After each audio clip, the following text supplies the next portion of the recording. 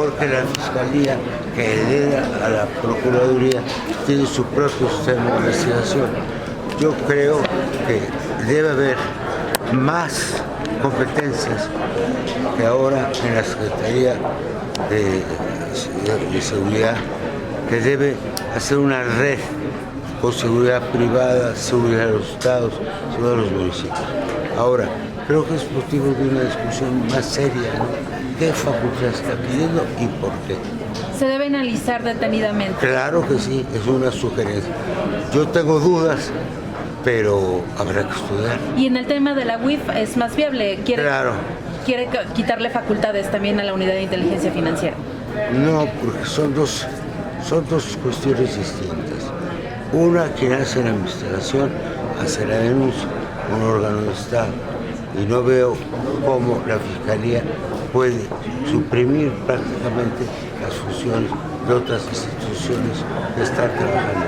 Entonces no se puede tomar a la ligera este tema, No, creo que no. Debe revisarse. No es un tema burocrático, es un tema vital para la seguridad nacional, vital. ¿Quién hace, quién denuncia y quién le proporciona información? Ahora, yo diría que la Fiscalía, que no depende del gobierno, pues ya tiene alguna deuda. ¿A quién está metiendo al bote? ¿A quién?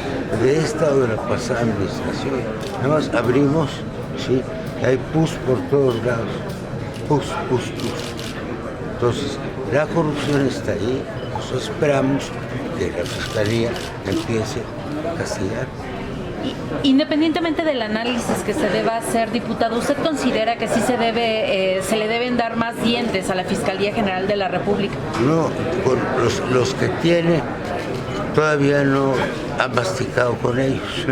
Entonces, si ellos llevan a la justicia los temas más importantes y los problemas más importantes y las gentes que los cometieron, cuando lo haga, pues lo volvemos a discutir.